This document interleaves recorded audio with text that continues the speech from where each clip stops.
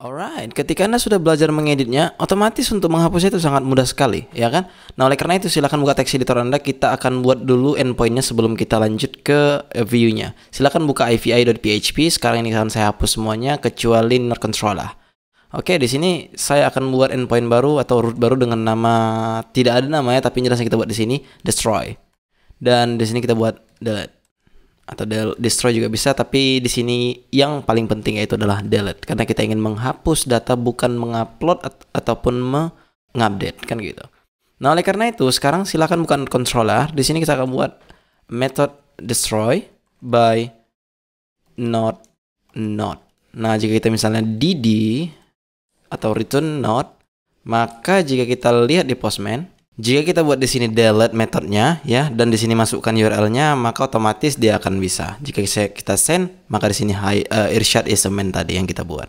Oke, artinya kita sudah bisa mengunjungi endpoint-nya, dan sekarang waktunya kita untuk menghapusnya. Jika misalnya saya buat di sini not delete ya, maka jika kita buat di Postman itu, sekarang kita buka tabelnya pastinya. Di sini Irsyad masih ada di ID-nya 5. Kita send. Alright. Nothing happen, tapi sebenarnya jika kita lihat di database, maka dia sudah hilang. Ya, kita butuh respon lah paling tidak. Kita copy aja yang ada di sini, kita paste ke sini. Nah, di sini kita buat message your note was deleted.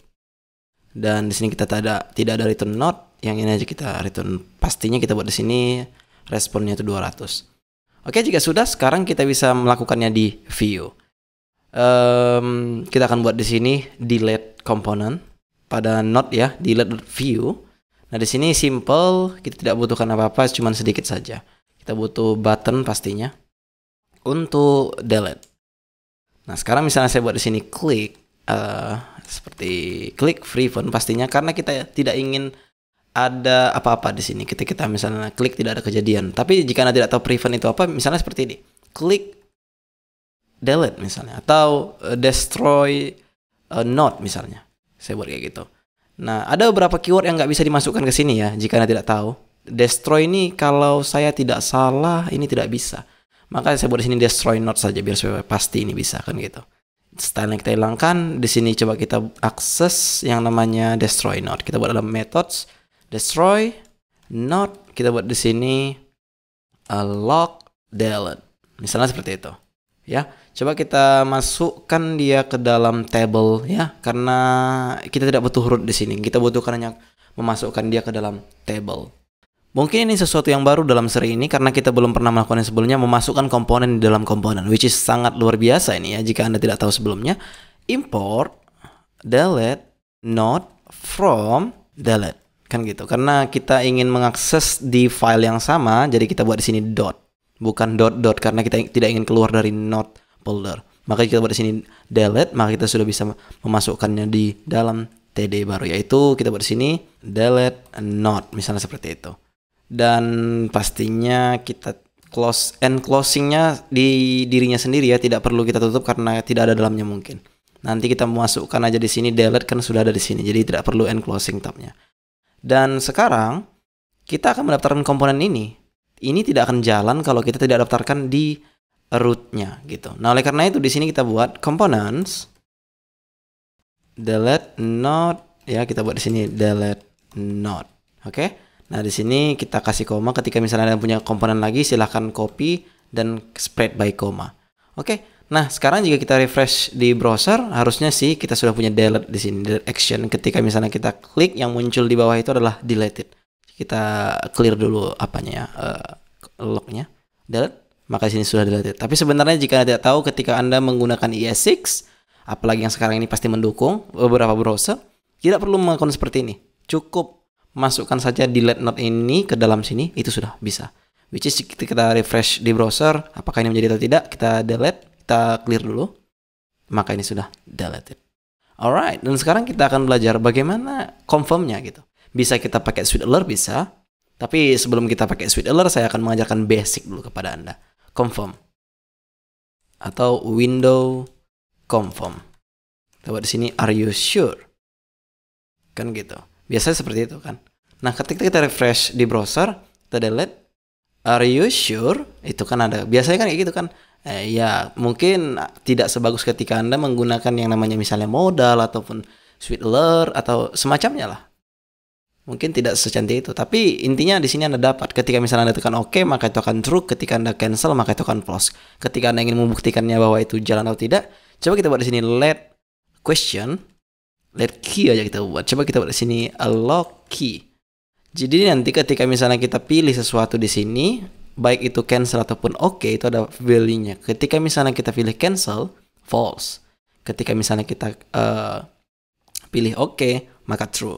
Oke? Nah, sekarang ketika misalnya Q, if, kan bisa kita buat di sini, if Q sama dengan true, ya, kita akan buat di sini lock deleted.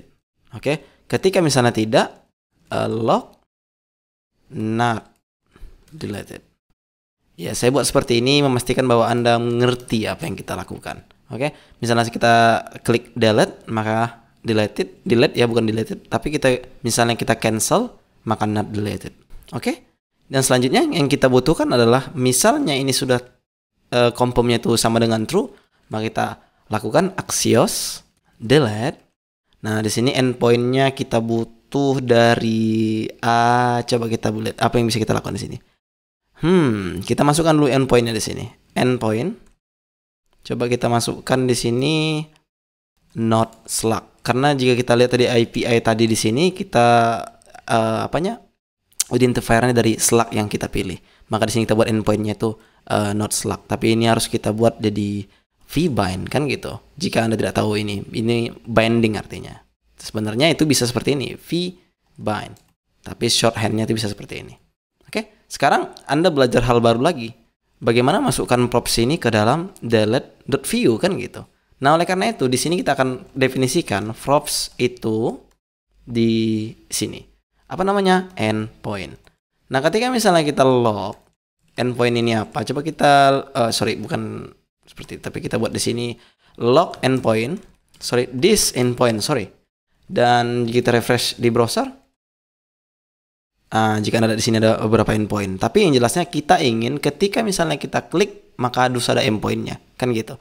Nah, sekarang jika kita cut, kita paste di sini, kita komen dulu yang ini, kita hapus ini mounted karena kalau kayak gitu muncul semua dia. Delete. Ya, coba kita oke. Nah, muncul dia kan. Slacknya coba kita buat dulu untuk Molita, where are you? Coba kita buat di sini. Molita, ini dia Molita, kita buat di sini halo untuk Slacknya biar supaya Anda pasti apa yang kita dapatkan. Kita delete hello, which is apa yang kita pilih itulah yang akan masuk ke endpoint tersebut. Ya kan di sini kita log endpointnya. Nah, itu didapat dari sini kan gitu. Jika misalnya endpointnya tadi bukan dari Slack, Anda bisa masukkan di sini ID atau apapun lah yang berbentuk unik. Karena di sini kita mempunyai Slack unik, maka bisa kita lakukan seperti itu. Oke, selanjutnya axios delete API nodes.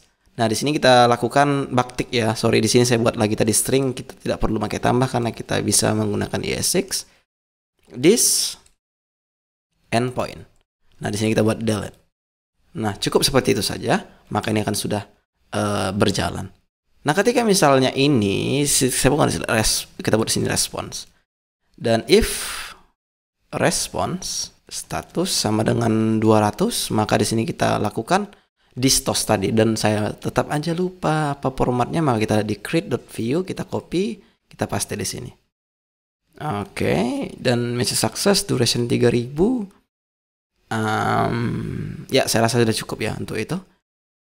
Maka sekarang jika kita tes di browser, delete untuk yang paling bawah coba, atau yang nomor 2 di bawah. Delete, oke. Maka dia sudah terhapus. Tapi jika kita refresh di tabel plus, maka ini sudah terhapus. Harusnya juga di sini terhapus. Nah, oleh karena itu kita akan belajar lagi bagaimana cara menghapusnya otomatis langsung di sini, tanpa harus kita refresh. Namanya masa SPA kita harus refresh lagi kan? Tak mungkin. Nah, oleh karena itu kita console lognya dulu. Log apa tadi kita buat di situ ya? This endpoint. Atau coba kita buat dulu di sini. Ketika misalnya kita klik ini, kita ingin refnya. Coba kita buat di sini ref. Nah, kita belajar lagi nih hal baru, ref ini apa gitu. Delete atau kita buat sini destroy not. Oke. Nah, sekarang itu kita definisikan tepat di sini. Itu sebenarnya bisa beda ya. Ketika Anda berpikir ini harus sama, tidak.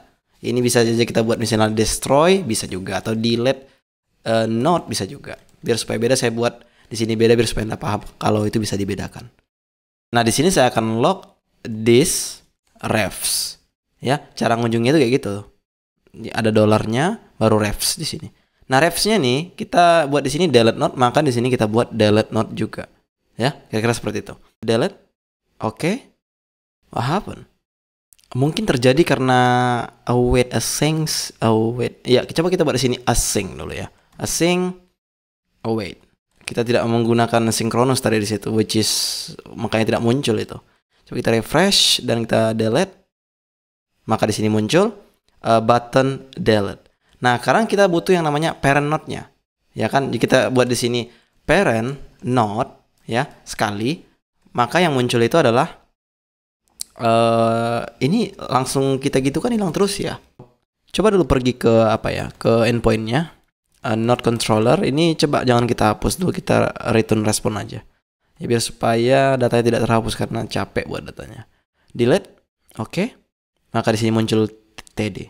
Tapi yang kita butuhkan adalah tr bukan td, maka kita buat di sini 2 kali. Ya emang kayak gitu ya, seperti itu. Nah, sekarang jika kita refresh kembali, kita delete, maka otomatis kita dapat tr di sini. Which is ini yang mau kita delete kan gitu. Lanjut kita buat di sini remove, selesai. Maka sekarang coba kita masukkan ini ke dalam real, bukan lagi ke dalam log. Kita refresh, kita delete, oke. Maka dia akan hilang. Kita delete yang ini, maka dia akan hilang. Tapi sebenarnya jika Anda tidak tahu, itu di tabel plus nggak hilang ya, tetap ada. Hanya karena functionnya ya seperti itu. Ya reactivity lah kira-kira seperti itu. Nah, oleh karena itu sekarang di node controller itu bisa kita available-kan kembali. Dan selanjutnya, oke, saya rasa udah fine. Ini tidak perlu else lagi di sini. Dan coba kita rapikan beberapa kodenya. Alright, here we go. Coba kita refresh kembali, kita delete. Are you sure? Oke. Maka terdelete di database dan di sini terhapus juga. Coba kita lihat di database, maka terhapus. Di sini juga terhapus. Coba ini kita edit. It will gone. Misalnya seperti itu. Save. Atau update itu ya, bukan save ya. Coba kita edit. Di sini coba kita buat dulu button itu menjadi update, bukan save kan gitu. Oke, kita edit. Update. Alright. Delete. It will gone. Oke.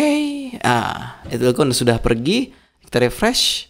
Maka juga sudah tidak ada di sini lagi. Which is sebenarnya untuk delete ini berhasil gitu. Nah, tinggal bagaimana tentang UI-nya. Apakah kita akan menggunakan Sweet Alert atau tidak? Maka itu akan terjawab di video selanjutnya.